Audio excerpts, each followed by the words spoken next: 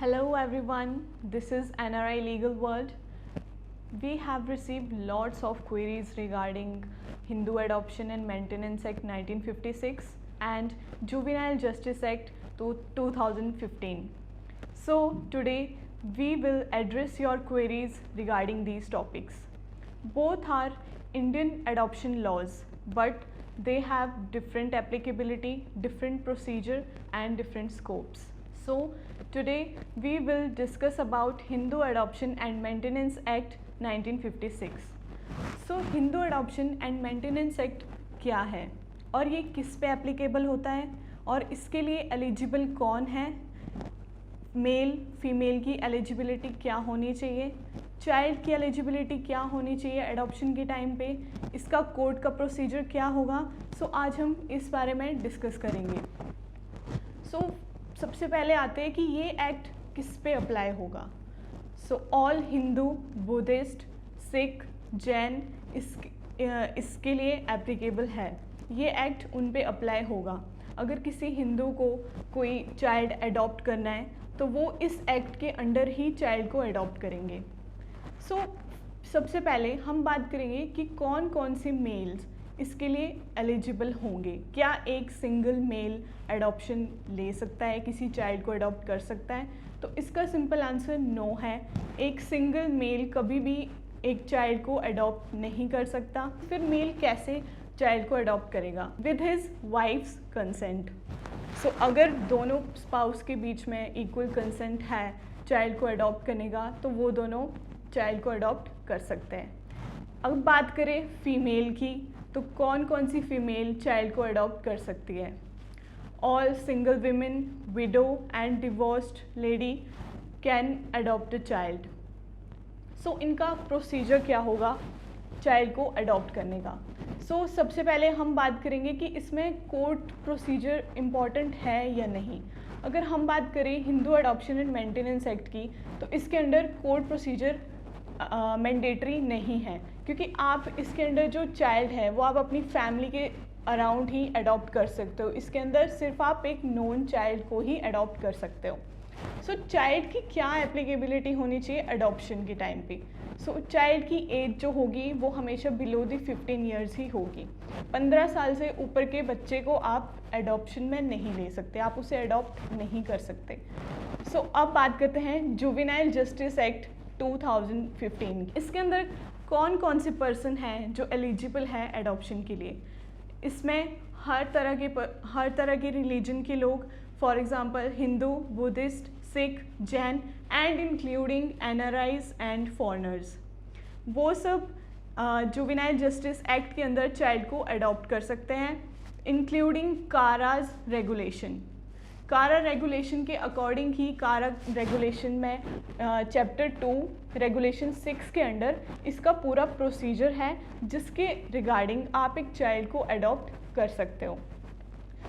बात आती है कि इस जुवेनाइल एक्ट के अंदर अडॉप्शन का प्रोसीजर क्या होगा एंड मेल फीमेल की एलिजिबिलिटी क्या होगी।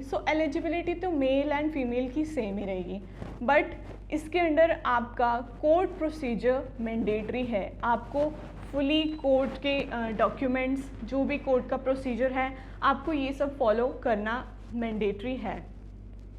नेक्स्ट आते हैं कि इन दोनों एक्ट में डिफरेंस क्या हुआ। फिर डिफरेंस होगा फर्स्ट ऑफ ऑल रिलीजन का, कि हिंदू अडॉप्शन में तो आप सिर्फ हिंदू ही अडॉप्ट कर सकते हो, हिंदू चाइल्ड अडॉप्ट कर सकते हो एंड मदर एंड फादर दोनों हिंदू होने चाहिए।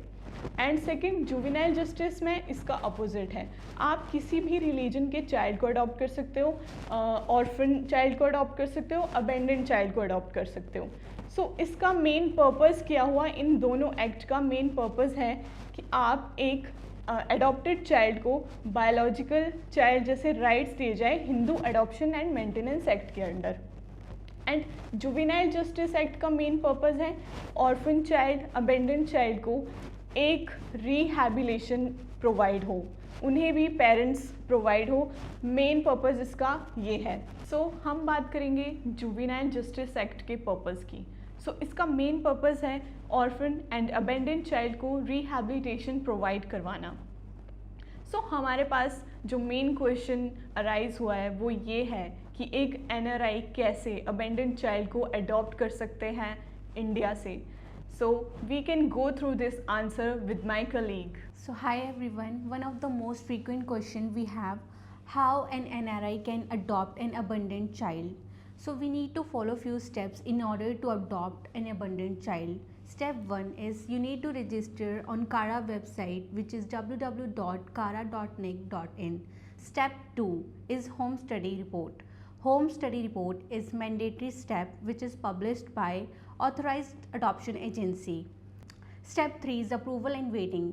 When all the necessary documents are uploaded on the website, the applicant needs to wait till they found a perfect legally free child. Referral and acceptance.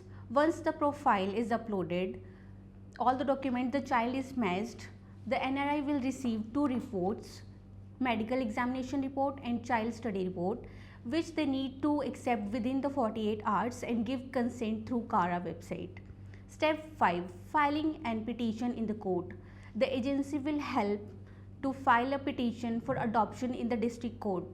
The NRI can give power of attorney to the agency for the representation. Step 6. Court order and adoption certificate. The court will pass adoption certificate under Section 61 of Juvenile Justice Act 2015. Step 7. Passport and visa. The agency will guide the adoptive parents to apply for the passport and visa of the child. Step 8. Post-adoption follow-ups.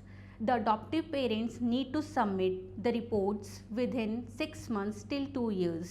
We also need to understand Regulation 6, which is provided under Chapter 2 of CARA. Regulation 6 is procedure of an abandoned child.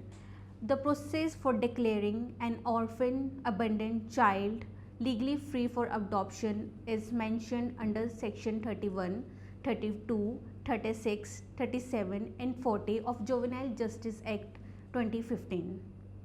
If a child care protection team will found any abandoned child, they will produce the child to Child Welfare Committee within 24 hours. And they also need to upload the mandatory documents which is provided under Juvenile Justice Act.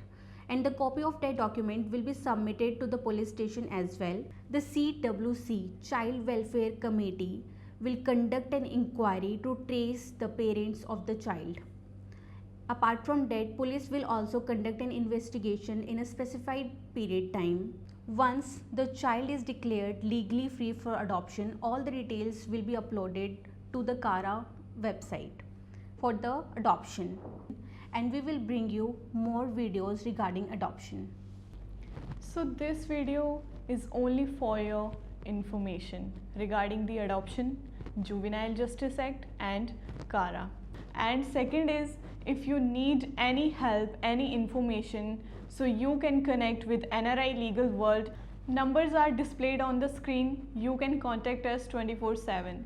We are happy to help about your queries. So connect NRI Legal World. You can find us on Instagram and our YouTube channel. Thank you.